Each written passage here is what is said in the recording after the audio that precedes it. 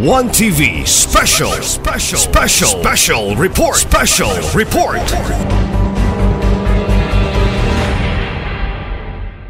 Thank you, Honorable Siso.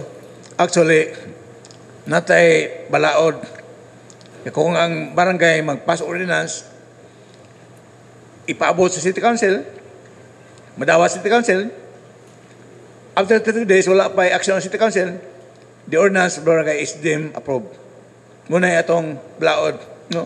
Pero, we have also the guidelines issued by the DILG as early as 2019. Doon na joint memorandum nga ang tanang ordinances sa LGU, sa local government units, no? Moagi og libyo sa oversight committee sa LGU, uban sa atong city officer, atong budget officer, atong uban nga financial officer sa LGU, i-review ang inyong ordinance kung wala pa na makasupak sa mga memorandum o circular sa BLGF, Bureau of Local Government Finance o DILG.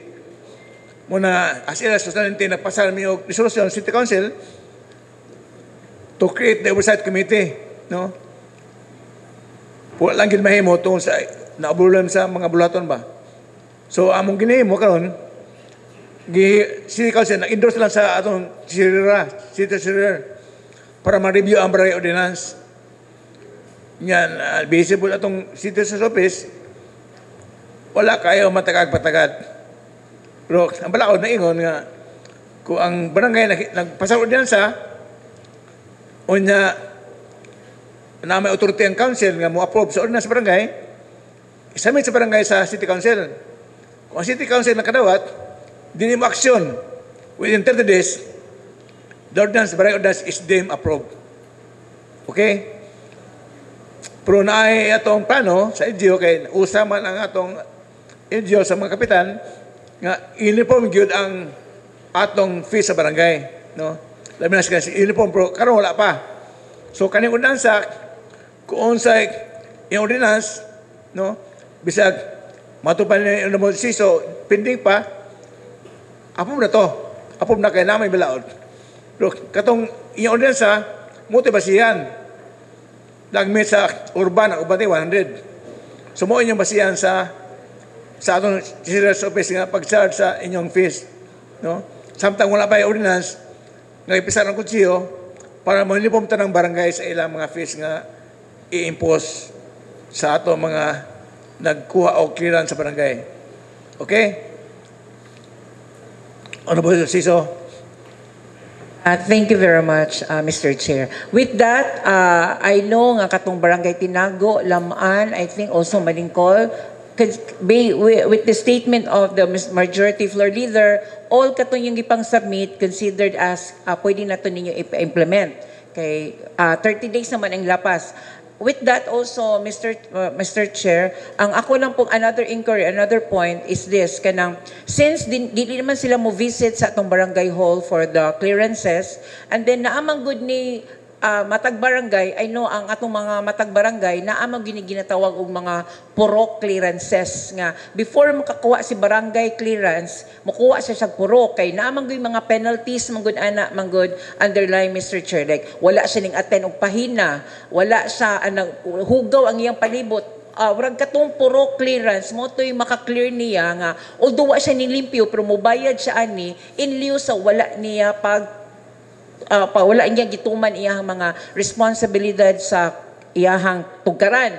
So kung dito na siya diri na siya mulukat sa City Hall, di na mo adto si negosyante sa ilahang barangay, unsaon man to nato pag accommodate ang katong mga puro clearances nga kaning condition or prerequisite before makakuha sa barangay clearance, Mr. Okay. Chair. Namay mo yung mga fees, walang ingon ni Honorable Siso, no? Ato i-ensure sa barangay na kung nagay penalty ang ordinance, magkandak gid mo public hearing sa barangay. Sa ordinance, na penalty. At ang balaod na ingon nga, kung na penalty, makadak public hearing pa masayod ang katawan. Kaya may mga magpilay sa katawan, wa kay mo mapublikar sa inyong balaod. So, mas maayo nga kanang ordinansa nga na penalty inyong i-bring out sa inyong barangay assembly kung mahimo, no? I-post nyo sa inyong barangay hall. At least to conspicuous places, barangay hall sa inyong barangay covered court ba? Kanang duulan sa mga tao para makita ang unsay ordinansa. No? Bito na ninyo publish newspaper kay mahal man publish newspaper.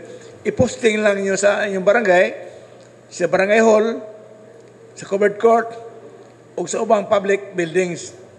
Na ordinansa niya. Magkandak mo public hearing sa inyong barangay. Because that will validate your ordinance. It will give a semblance of legality. Kung na public hearing, kung wala public hearing, di na valid ang inyong ordinance na ay penalty. No? So, ako pong ang iyon atong barangay, di mo patakag charge sa inyong ordinance nga naapoy limit sa ang gisang balaod nga the fees imposed by the barangay should not be excessive. Sobra kayo. No? It should not be unquestionable. Nga, grabe nga, is devoted to the council of man. Unquestionable ba? Nga, unnecessary, di na angay i-charge. Isasin nyo. No? Nga, i-charge sa uban sa atong balaod sa nasyonal o sa lokal, nag-charge po ang barangay. So, basahan nyo ang atong local government code kung unsay, magtunta kamay nga, unsay mga fees, taxes nga, pwede basta sa barangay. Naaman na kabutang, no? Sa atong local government code. No? Di na ako isulti karon kay mura ako na-lecture ani, mura na ako na-lecture sa estudyante. So, basahan ninyo ang atong balaod, unsay mga fees nga angay man sa barangay. Di ta mataka-charge. Hindi ta allowed. Mobi na nga inyong mga ordinansa, ipasa sa konsiyo, pataon sa konsiyo, kung yung ordinansa ba, in accordance with law. Dili ba ultra vires, meaning is beyond the mandate of the law. So, kanalagang kitambag. So, go back to the ordinance. Honorable Siso, na-answeran, Honorable Siso, na tubag ito imong pangutana? Yes, Mr. Chair. Pero prior to that, when I was still a barangay councilor, we already conduct the public hearing to that, Mr. Chair. In fact, we made a deliberate 3 public hearings para lang yun ma-approve ng tax code nga na penalties. Kay ang purpose manggol nga kinahanglan po na yung mga puro clearances, Mr. Chair, is that mo defray sa expenses along the purok nga mga maintenance, kining cleaning, kung may mga pahina, mo to'y gamiton, kung may nga guba nga mga gagmay nga mga suga, mo to'y ipalit. So, mo po na yung mga internal agreements among sa mga purok coordinators with the barangay para yun ma-maintain ang mga maintenance needed sa matag purok. Munang nag-uol ko, Mr. Chair, kung moderate na si businessman mo sa City Hall, magliso na siguro pangolekta si purok, kay si barangay naman lang dahil ang ma-priority o bayad ni City Hall, kay si purok mabiyaan. So, I suggest, Mr. Chair, nga maybe naasiguroy ka ng note nga ipadala si barangay ngadto sa city treasurer nga the following are kanang subject still kanang dili bitaw mo issue the barangay clearance sa City Hall na siguro ay mga additional fees or memorandum nga kining mga tawhanan na ni mga violation. Is it possible that we could collect also them for the puro clearance? Honorable Siso, in my own as a lawyer, kanang puro clearance code, it's dili pa ko sure nga valid ba na. Kay ang survey ko, banay clearance. Wala mo ka doon ng pro-clearance. Wala ng pro-clearance sa inyong internal na sa barangay. Di ka may mong balaod kay mga pro-clearance, it is already redundant. No? Mo samot ng isa na yung dagan na kayo. Ang usa ka barangay na pito ka pro, so pito ka pro-clearance. Itong kwaon. Usa lang yung require sa itong balaod nga is only the barangay clearance. Pa silang pa-acquire sa ilang best permit. So, at kumahin mo, atong kaya na pro-clearance, kaya kanang pro-clearance, maghimo mo ganito mo, sa inyo na internal sa barangay, di na na-i-appeal ang negosante, no? inyo na nga mga residente nga sa inyong internal nga dili mo cooperate sa inyong barangay sa mapahina muna require for clearance. Kung dili ka for clearance, dili matag mga barangay clearance. So internal lang, pero dili gyud nga balaod gyud nga mo imbosag for clearance na naapoy penalty. Kay basic technical foul ta. Honorable Lim. Thank you, Mr. Chairman. Nakoy i-discuss kabahin sa among natinan sa Cagayan. Dili gyud pwede ang pangayuag puro clearance ang pagpangayo sa barangay clearance para mo apply sa business permit. Gani usata sa number 1 gi-question didto sa DILG. Kami ra tong duha ni Konsehal Cecil nga na-mention gyud ta kay sila man mismo ni anhi dinhi nag-evaluate sa Ozamis nga kinsa pa tong city nga wala ning follow sa 3 steps ra gyud dapat ang pagkuha sa business permit.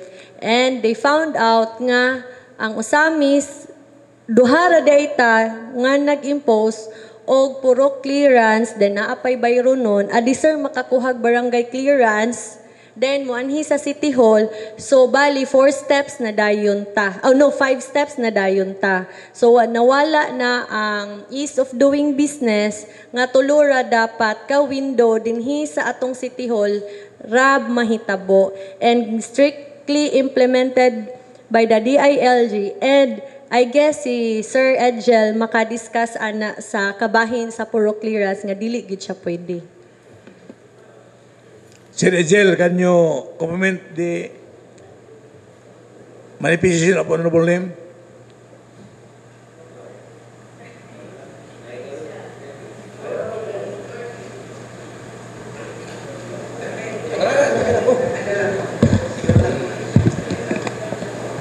Thank you, Mr. Chair. Good afternoon to all the city councilors present, punong barangays, and our guests, the businessmen of Ozamis City, department heads.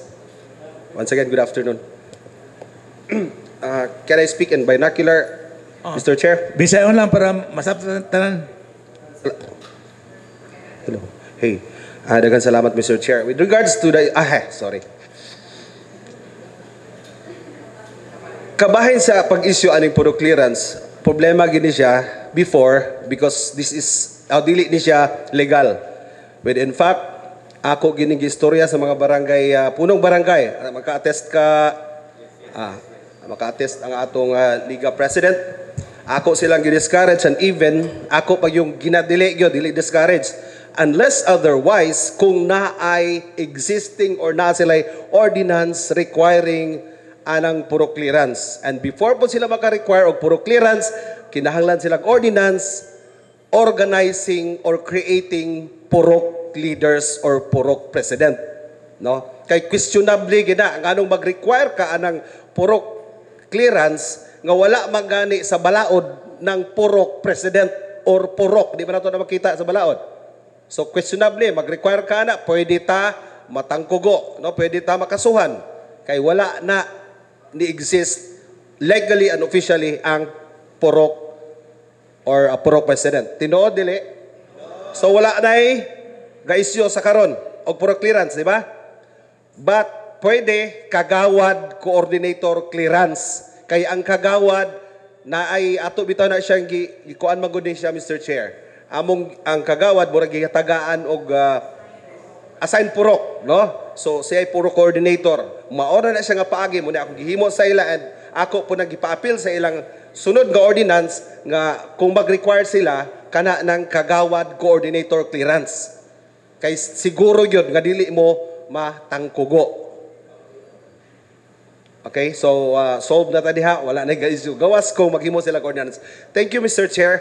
Mupadayon ra ko niya sa akong Thank you, Sir Ejel. Unsa ba'y laing clarification? Honorable Siso, okay na to, imong inquiry?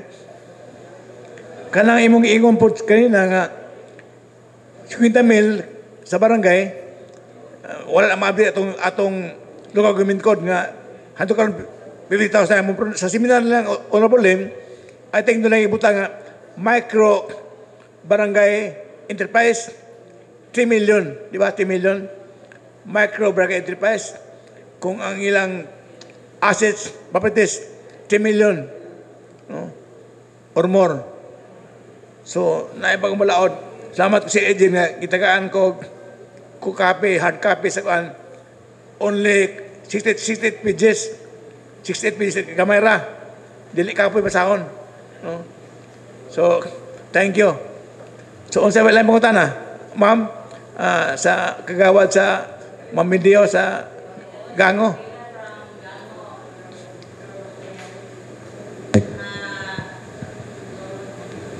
Query lang nako kay kagahapon September 11 na ay taga City Treasurer nag tax map sa among mga micro businesses. Dayon kaganiha since ako'y OIC kay na seminar silang kap na ay mga individual na ngadto kay mulukat og business clearance kay gi-recommend sila sa taga Treasurer og palukaton og business clearance. So akong pangutana, amo ba tong dawaton or idiretso na ba diri sa City Hall? Wala pa ni ato nang sa wala pa man yung pasar, di pa ni balaod. Draft pa ni ordinance. So karon wala pa may balaod. Wala pa ni ordinance sa pasar. Pwede pa na mo dawaton. Pwede pa dawaton. Kamu pa may issue clearance pro. Mapasaran ni ordinance sa di na mo may issue ang ato nang sirilo may muhatag. Na mo electronic signatures sa atong LGO, no? Nga keep safe na sa atong LGO pinagi sa City Treasurer's Office. So, okay.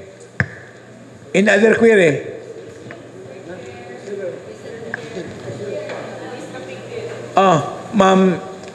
Ma'am P, please, you have the floor. Good afternoon, everyone. Nalang ko'y gamay nga comments. In fairness po sa amo sa Treasurer's Office, naalay duha ka ordinance sa barangay ordinance nga among nadawat sa Kinuman Sur o sa Tabid. So maura po to'y among nakomentaryuhan. Ang amua lang, di man may mo against sa inyo ang mga ordinansa, basta magsubay lang mo sa inyong limitations. Di lang ninyo i-adapt kung unsay naa sa angay para sa city. Like for example, kanang signages, mga ingonana, sa city naman good na siya, dili naman na siya pwede sa barangay. So, sa inyo ang mga kolektahon or sa inyong ordinansa nga inyong ika-collect para sa inyong benefit sa barangay, basta nga mo alang, dili lang mo mulapas sa unsay para sa city. Mora po na amua. Dayon, usapod sa ako apong kanang concern is if ever nga implement na ta sa ato ang integration sa atong barangay clearance, amog yung pangayoon gikan sa inyo sa barangay is mga negative list sa inyo ang mga business establishments or kung kinsa man ganito nga naka-negatibo na sa inyo ang barangay, kinahanglan tagaan mi ninyo lista kay aron makabalumi or angay ba ni silang tagaan na mo clearance or not. Kay pareha sa Cagayan, lahi man gud po itong ila kay highly technical naman gud sila. Sila na integrate na gud ang ila ang barangay paingon sa city dayon kuan gud sila kanang electronic na gud tanan ba nga og naay mo apply dinhi ilang nalang sila i-click sa og naay mo apply sa city nala i-click ang city nga mo warn dito sa unsa na barangay nga kini siya nag-apply. Dayon within 3 days dili gani mo komentaryo si barangay or any negative nga comments approve as it is considered approved na. So mohatag na day clearance si CDO. So ila kay high-tech man gud to. So click lang sila. So meaning nga kami sa City Treasurer's Office wala gid may idea kung kinsay naka-negative list sa inyo ang pananglitan na ay mga tindahan diha nga mga violators kaayo nga wa gyud gasunod sa inyo ang mga kuan din ha, mga ordinansa. So dapat kamo mohatag na namo og mga listing ana nila mga November, December before gyud sa ato ang renewal period. Kay aron pod mi makaibalo kung angay ba na silang tagaan namo og or pabayron namo sa clearance. Kay actually sa other cities wala man gyud nahitabo nga clearance nga i-issue. Wala gyud paper ba nga clearance nga i-issue. So, ang mahitabo ani nga, ang sa ako lang nahibaw-an sa ilaa, sa Oroqueta, sa CDO, ang ilaa lang is, na-appeal lang sa ilaang fees, other fees, dito nabutang si barangay clearance. Dayon, mubayad lang sila ato, so meaning, cleared na sila sa barangay, so wala sila gihatag nga clearance gyud per se nga kanang makita ana ra to ilaa. Di ko kabalo dinhi sa ato kung mohatag pa bata og clearance nga paper, pero in fairness sa amo dili gyud kami ang mohatag. It could be si BPLO mohatag sa clearance pero kami igo ra gyud pud mi modawat sa bayad. Ana ra gyud pud ning amoa. Okay, thank you, ma'am. Sir Dinsing, you have the floor. Nalang ko, good afternoon everyone. Nalang ko i-add sa kuan ma'am. Actually, ang kining negative list nato is already implemented. And this will also be implemented sa barangay para mabawaan nato, ma-monitor nato nga na sila yung mga problema or kinahanglan ba sa or maka-apply ba sila. Kung na sila sa negative list, ma-stop na mo, dili na mo ma-forgo ang ilang application because they are listed sa negative list. And then, actually, nahitabo na rin nato man. In fact, kamo sa treasurer is, ang inyong kwan dito is katong sa plate. Di ba, ma'am? Namo. Kato plate ang sa city engineers, naapod sila sa CHO, naapod sila. And then, karon kung i-implement ni nato, ipa-appeal po na ako ang barangay, mura siya og portal. Bali, kung namoy mga problema dito sa katunang apply, pwede nyo ibutang dito nga kini siya belong siya sa negative list nga dili na to isyuhanan o business permit. And then sa katupong kuan pod, ako nabantayan lang pod sa experience na ay mga nag-submit o mga business clearance. Pero sa tinuoray, kung tanaw na to ang tinor, is mura siya resident certificate or something, barangay something ni nani. So, sayang mo kayo ang pliti ba na magbalik-balik sila. Kay dito, wala naka-indicate sa ilang clearance, ang ilang trade name or ang ilang business name. Ang nakabutang lang dito, nga ang ngalan lang sa tag-iya, nga residente, ani na purok, something. So, I hope nga mga kapitan, na mga apply dito, sa karon. Anyway, mawala naman din na problema kung ma-integrate na nato ang kiningkuan system. Pangutan na lang ninyo para asa ang ilang ipangayo nga clearance. And then, kung ma-approve po di ay ni, ang integration bali, pag-apply sa business, among dawaton, hantod na mo bayad. And then, automatic din po nila ma-print or ma-download nila ang ilang business permit together with sa business barangay clearance. Automatic na siya. Makita na din ninyo dito. Either kami ang mo-print or kamo ang mo-print. Ana na ni siya kung ma-integrate na. Okay. And then nalang ko murag additional sa ordinance, Mr. Chair, kung pwede ba nato nga kinibitang the barangay concerned shall be furnished through an online access portal of the daily transactions of application of mayor's permit or business permit for the purpose of monitoring and transparency. Pwede ba natin siya ma-add sa Unsang section sa section? Sa section 7 something or nana or sa kanang section? Parnishan nato sila og kanang mura og listahan sa mga daily transactions ato sa LGU para ma-monitor po nila. Please submit your one-set proposal sa City Council. Okay. ASAP. Mr. Chair? Sir, Pastor, you have the floor. Pastor? Okay, good afternoon, Mr. Chair, and all the people present here. Good afternoon. Bayan ba sa magkuha og barangay business clearance? So barangay business clearance man yun mo direct man ta padulong sa City Hall.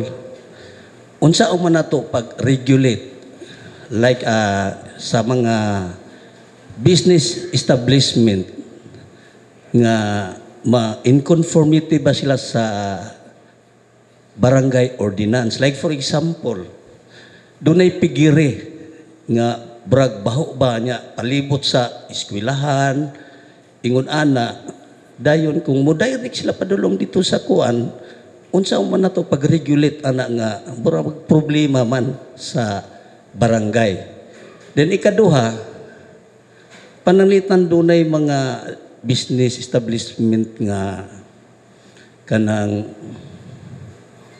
dunay nagbaligya og mga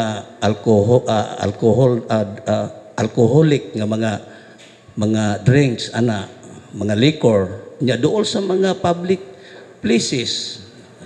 Problema man na siya. Dayon kung moderitso siya dito sa barangay sa City Hall, unsa man nato pag-regulate sa to pa manay negative list. Kay atong makita barang okay ang barangay in conformity kay dito man sa atong form sa atong barangay manggo na dito in conformity with the ordinance o barangay nga walay gikasupak ang maong establishment. Maura na akong kuan Mr. Chair. Thank you sir. Moto giingon ni Ma'am Fee nga ang barangay ang yang mag-submit og negative list kay ang atong city office pag-apply mo issue daw clearance, barangay clearance. Wa sa kiblo kaning nga negosante wala pa ni evaluation. Wa kiblo. Mo nang hangyo si Ma'am Fee nga ang barangay maghatag gid mo negative list katong nga businessmen nga violators, no? Sama sa giingon ni Pastor kaganina, no? Na evaluation sa iyang negosyo. Imnanan niya wala ka comply sa ato ordinansa nga walay mga residente nga ma-resorbo. Kilang isupe pero wala isupe. So, mag-submit mo negative sa atong tesorera. Para mabawaan kay di man kabalo ang atong city service, no? Unsay nahitabo sa inyong barangay aning mga negosante. Ilang episode nga compliant ning ang negosante. Compliant. So, isa sa clearance. Kung kamo kabalo, di mo iso clearance kaya naay mga bilisan sa barangay. No? So, ana we need harmony sa barangay o sa atong LGU. Kung naunta kita o kumpata ka ng puli pata unta napata untay online ng system sa na kayo, no? Para sa Cagayan de Oro kung dilis wala reklamo isa clearance. Lisod man pagkuha sa barangay kung pagkutana sa citizens kung asa na kaning negosyanto na ang may clearance wa ba lagi man labi na sa gala sa giguna unsa man makibalo ipisom sa atong zero nga palit ang clearance isyo clearance. So mo na predicament nga giving up po ni pastor, no?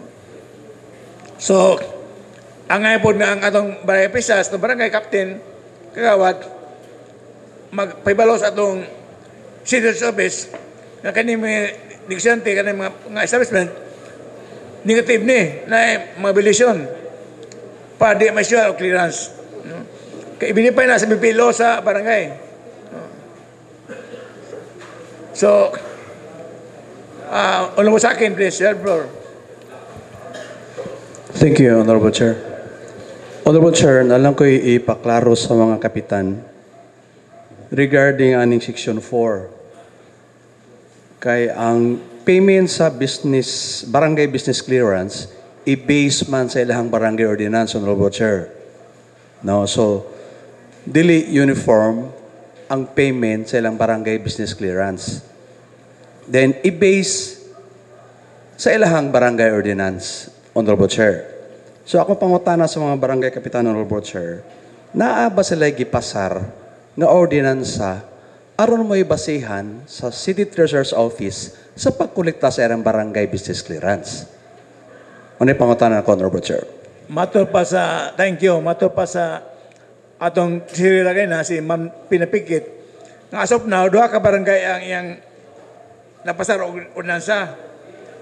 Siya sa office for review. No? Katuoban ta ngayon, kaya nakapasar. No? Hangyo at ng barangay nga magpasar og ordinansa. Kaya wala ta-comply sa circular nga ang tanang barangay magpasar og ordinansa.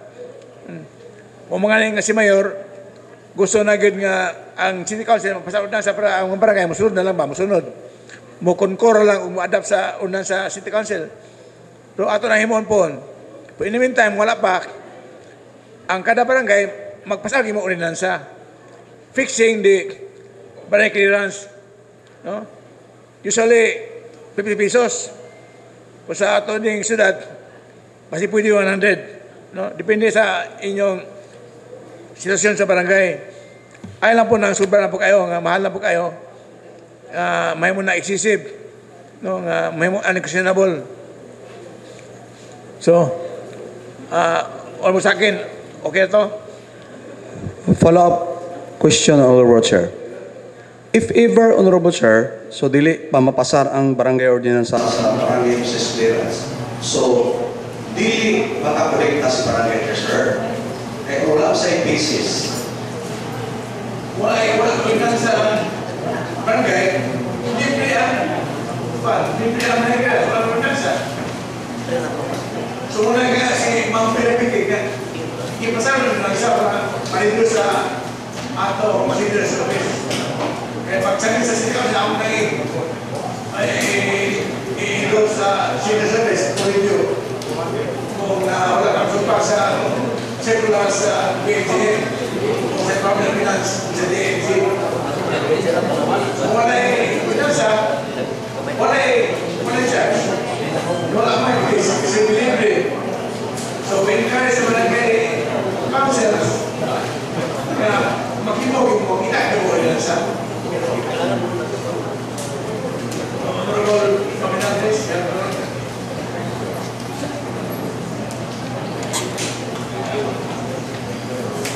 Thank you, Mr. Chair. Good afternoon, everyone. Considering that the barangay assembly is fast approaching for so all the six sections to be tackled today, pinipilitan din sa barangay kapitan kung asa ikang ilabi. That's considered as public hearing sa ito mga barangay assembly board. Second, Mr. Chair, klaro naman rin na ang barangay ordinas kay sayang naman yung takes na kawa sa ako tayo sa barangay ordinas. Pwede na bago na ito. Ang pagkakalan nila sa buwan, nangyari mo sa mga dito na ay kailangan ako pupunta sa hayat po, hindi na kaya ikala mo yan ang pagpapago ito. Pero klaro na ganyan kung wala nila yung kamay na is considered as approve na siya. So hindi na tama, hindi na bulakag. Pwede na ito na yan po. Last, Mr. Chair, pag-apin na rin Mr. Chair, just reminding sa mga kapatid na pwede na ito mabayad sa mga taxes karoon para maka-avail ito sa 20% na discount. Until September 30, bayad na. Kaya wala pa September 30, at hindi nakaka-avail sa 20%. Thank you very much, Mr. Chair. Thank you, Honorable Paminantes. Thank you, Mr. Chair. Why not these total getting the director sa we are going to so pwede rin ba natin additional na constitution how to modify the barangay if someone is applying for Magpadala mo negative list. Meaning, ang list na muna ang negative list eh, muna yung mga business ang barangay na nag-violate sa itong mga kakaran, itong mga palasiya. So, siyempre sa atong civil service, so apply sa civil service, naman sa Retitis, isa yung pag-clear sa barangay sa barangay. So, resulta, kung sa ilang, sa barangay, ano po sila sa Retitis? Thank you, Mr. Chair. Nasa punto sa propose ni Consel Carmen, kay okay lang yung negative list kung renewal. Pero sa mga bago pa na mag-apply for business, wala, hindi ko na makita kung sa mga negative list nila. And ako na siguro ni Caro sa Treasurer's Office or sa BPLO, akong i-specify kung saan yung negative list. No, ang makasama ko na itong barangay. So, ang ginamit ko na is I observe, ako na-observe na wala tayo sistema din sa atong ordinance o kung saan na ito pag-notify ang barangay kung na ay mo-apply diretso sa atong syudad for business permit. So possibly, the BPLO na siya liaison officer o na yung nasabtan sa tao liga sa GMC 01 of 2021 at GMC 01 of 2019. No, kinahanglan there has to naagyud tay mechanism o kung saan na to pagpahibalo sa barangay labi natong first applicant pa or new applicant sa business permit. So inform ang barangay through text baka tawag kung dili ma-reach mo nang adtuon nga kanisi Damaso nang apply og business permit sa inyong barangay. And that's the time mag-conduct siya og inspection, ocular inspection sa site where the business will be situated or located. So dapat ibutang nato diha sa atong ordinance, mag-add ta og section ana nga mechanism kay aron ma-follow og masunod sa atong BPLO as usa sa ilang trabaho nga mo notify sa barangay. Kay kung magsalig lang ta karon sa negative list, what or unsaon man tong wa pa sila kabalo sa mga negative nga mga businesses. So para ma-harmonize tanan, no? Basin pag dili pod mo rin tong uban, so aron madali pag-apply sa applicant, mo notify dayon ang BPLO nga ay nag-apply diri og business sa imong area, please conduct inspection ASAP or magbutang gani ta diri sa atong ordinance og pila ka days kay aron dili pod maglangay-langay ang barangay nga nya na. So guided ang mga barangay nga pag-abot sa application sa city, conduct din sila og clear inspection aron maka feedback sila og okay ba og dili. So through text or any other means of communication.